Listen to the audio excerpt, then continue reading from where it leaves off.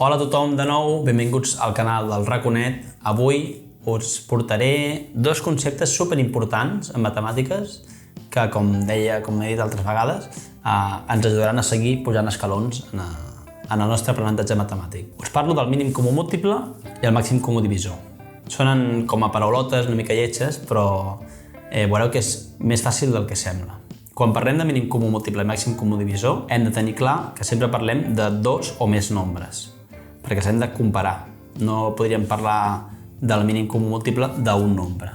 Si us sembla, començarem pel mínim comú múltiple. Com bé diu en el seu nom, apareix la paraula múltiple. Recordem que els múltiples d'un nombre són aquells nombres que apareixen dins, diguéssim, de la seva taula. És a dir, els múltiples del 2 són el 2, 4, el 6, el 8, el 10, el 12, sí? Així fins infinit. I els múltiples del 5 poden ser el 5, el 10, el 15, el 20, el 25. Doncs, dintre d'aquesta llista de múltiples, hem de trobar quins són comuns i, en aquest cas, quin és el múltiple més petit comú entre dos nombres. Anem a posar un exemple. Imagineu que tinc l'autobús vermell i l'autobús blau. L'autobús vermell passa per l'estació cada 4 minuts i l'autobús blau passa cada 6 minuts. Si poso el cronòmetre a 0, anem a veure en quins minuts passarà l'autobús vermell. Així doncs, passarà al minut 4, al minut 8, al minut 12, al minut 16, al 20, al 24, al 28, al 32, al 36. Són els seus múltiples, els múltiples de 4. I l'autobús blau passarà cada 6 minuts, és a dir, al minut 6, al minut 12, al 18, al 24, al 30, al 36, al 42, etc. I la pregunta és, en quins minuts coincideixen els dos autobusos? Doncs podem veure que els autobusos coincideixen en el minut 12, en el minut 24 i en el minut 36. Són moments en què els dos autobusos es troben a l'estació, a la vegada. Doncs per ara el que tenim són els múltiples comuns, és a dir, quan coincideixen els dos autobusos. I el mínim comú múltiple seria respondre a la pregunta de, una vegada han sortit, quan coincidiran per primera vegada. És a dir, quin és el primer múltiple que coincideix en les dues taules. En aquest cas, la primera vegada que coincideixen és al minut 12. Doncs el mínim comú múltiple del nombre 4 i del nombre 6 és 12. Aquesta és una forma molt visual de fer-ho i de buscar els múltiples d'un nombre, però no és la més ràpida, diguéssim. I per nombres petits ens pot servir, però per nombres més grans ens fa falta fer servir una altra estratègia. Per fer-ho d'aquesta forma hem de tenir molt clara la descomposició en factors primers, que jo us explicava en un altre vídeo, que us el deixo per aquí perquè podeu repassar. Anem a buscar el mínim comú múltiple de nombres més grans. Per exemple, el 180 i el 324. El que haig de fer primer és descomposar aquests dos nombres. Descomposo primer el 180, que ens quedaria així. I ara descomposo el 320, que ens quedaria d'aquesta manera.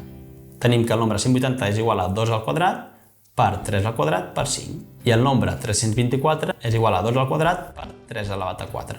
Un cop ho tinc així, trobar el mínim comú múltiple ja es torna més fàcil.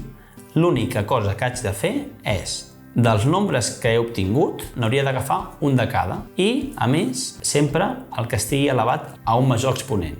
És a dir, en les dues descomposicions surt el número 2 i aquest està elevat al quadrat en les dues, per tant, és igual d'on l'agafi. Agafo un 2 al quadrat. També veig que apareix el 3, però en un cas és un 3 sol i en l'altre cas és un 3 elevat a 4. Doncs agafo el de major exponent, 3 elevat a 4.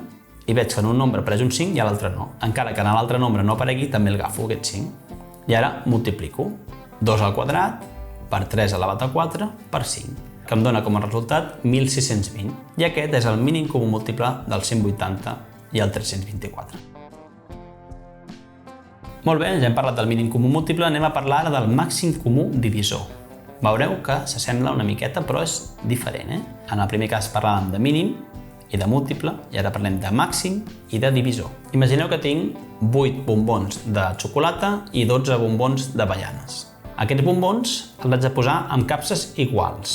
I el que vull és posar el màxim de bombons a les capses i que no me'n sobri cap. Com ho resolc, això? Doncs agafaré el 8 i vaig a buscar els seus divisors. Recordeu que els divisors són aquells nombres que en divideixen un altre de forma exacta. Per exemple, el 8 es pot dividir de forma exacta entre 2, entre 4 i entre 8. I el 12 es pot dividir de forma exacta entre 2, entre 3, entre 4, entre 6 i entre 12. Quins divisors són comuns entre els dos nombres? Doncs el 2 i el 4. Així doncs, podria utilitzar capses de 2 bombons, però hem dit que volia utilitzar el mínim de capses possibles. Per tant, haig de buscar el divisor més gran, que en aquest cas és el 4. Per posar els bombons de xocolata utilitzaré 2 capses de 4, és a dir, 4 i 4 que fan 8, i per col·locar els bombons d'avellana faré servir 3 capses de 4. 4 i 4, 8 i 4, 12. He fet servir el mínim nombre de capses i, a més, no m'ha sobrat cap bombó. Ara bé, amb nombres més grans passa com abans, que la cosa es complica i ens fa falta una estratègia més eficient, diguéssim. Posarem un exemple, utilitzant els nombres que hem fet servir abans, el 180 i el 324.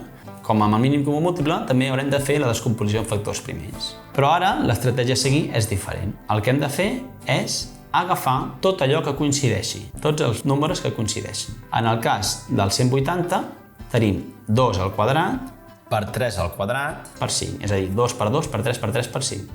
I en el cas del 324 tenim que és 2 al quadrat per 3 elevat a 4, és a dir, 2 per 2 per 3 per 3 per 3 per 3.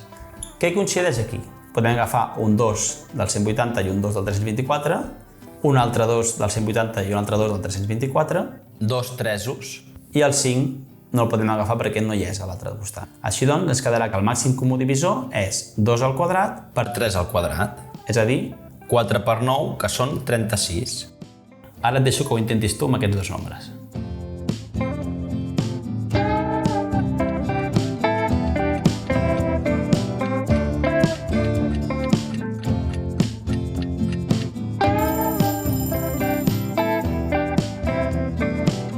Molt bé, doncs fins aquí aquests 2 conceptes importantíssims en matemàtiques i que espero que us hagi ajudat a entendre-ho, d'acord? Res, ens veiem a la pròxima. Que vagi molt bé. Ciao!